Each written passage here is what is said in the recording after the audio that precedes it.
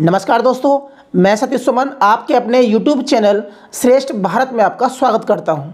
दोस्तों, आज हम पढ़ेंगे जोखन बाग हत्याकांड के बारे में।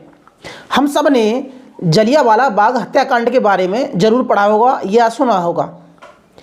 जलियांवाला बाग हत्याकांड में अंग्रेज़ों के द्वारा निर्दोष भारतीय लोगों पर गोलियों चलाकर नरसंहार किया गया, लेकिन जोखन बाग हत्याकांड में भारतीय विद्रोहियों के द्वारा अंग्रेज परिवार उनके बीवी बच्चों पर गोली चलाकर उनका नरसंहार किया गया।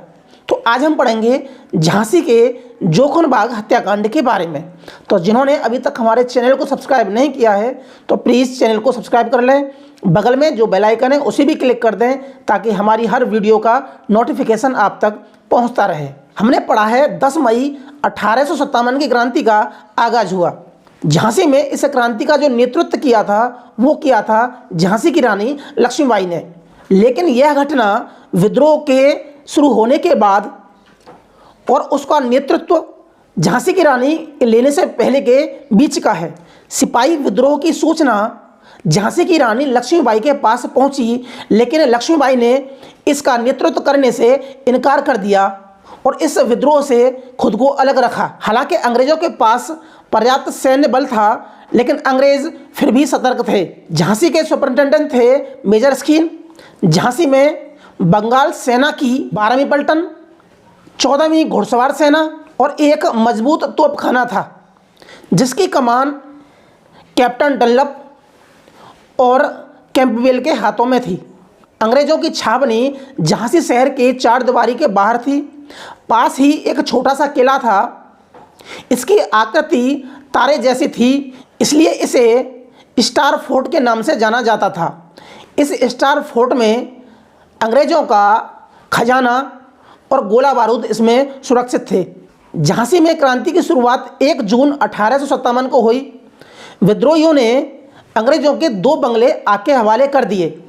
अंग्रेज कुछ सोच पाते इससे पहले विद्रोहियों ने स्टार फोर्ट पर कब्जा कर लिया। विद्रोही सिपाहियों के तेवर देखकर अंग्रेज अधिकारियों ने छावनी को खाली कर अपने बीवी बच्चों को किले में सुरक्षित कर दिया। कैप्टन डनलप छावनी में ही बना रहा। विद्रोही सैनिकों ने जेल पर कब्जा करके सभी कैदियों को मुक्त कर दिया। झांसी के जितने भी सरकारी दफ्तर थे वो सारे के सारे आग के हवाले कर दिए गए। 6 जून को दिन भर चले उपद्रव में बहुत से अंग्रेज अधिकारी मारे गए। सिर्फ वही अधिकारी सुरक्षित बचे जो किले में मौजूद थे। विद्रोहियों ने रात में किले को चारों तरफ से घेर लिया। उनके पास बड़ी मात्रा में गोला बारूद और तोपें थीं। 6 जून तक इस क्रांति का कोई भी नेतृत्व करता नहीं था। अस्थायी तौर पर इस क्रांति का जो नेतृत्व कर रहे थे वो थे 14वीं घुड़सवार सेना के फैज अली, जेल दरोगा बख्शीश खां, डॉक्टर साले मोहम्मद और सूबेदार लाल बहादुर। इन्हीं चारों के नेतृत्व में 7 जून को किले पर हमला किया गया, लेकिन असफलता हासिल लगी। इस हमले में बहुत से सैनिक मारे भी गए। अब तक चली इस क्रांति में झांसी की रानी लक्ष्मीबाई की कोई भी भूमिका नहीं थी। विद्रोही सैनिक झांसी की रानी लक्ष्मीबाई से सहायता मांगने पहुंचे, लेकिन लक्ष्मीबाई ने उनकी सहायता करने से इनकार कर दिया। उसी समय मेजर स्किन ने अपने 3 अधिकारी झांसी की रानी लक्ष्मीबाई के पास भेजे सहायता मांगने के लिए, लेकिन तीनों के तीनों लक्ष्मीबाई तक पहुंच पाते उससे पहले विद्रोहियों के हत्थे चढ़ गए और तीनों को मार दिया गया। विद्रोही सैनिक अब भी किले का घेरा डाले हुए बैठे थे। अंग्रेजों के पास बाहर से कोई सहायता नहीं पहुंची। कैप्टन गार्डन खिड़की से झांक रहे थे। उसी समय विद्रोहियों ने उन पर गोली चला दी। एक गोली उनके सिर में लगी, जिससे उनकी मौत हो गई। कैप्टन गार्डन के मरते ही अंग्रेजी सैनिकों ने हाथ खड़े कर दिए, यानी कि सरेंडर कर दिया। अब उनके पास हथियार डालने के अलावा कोई चारा नहीं था। दिन था 8 जून 1857। विद्रोहियों के नेता डॉक्टर साले मोहम्मद ने अंग्रेज अधिकारी मेजर स्किन को आश्वासन दिया कि आप सरेंडर कर दीजिए तो हम आपके बीवी बच्चों को बाहर जाने देंगे।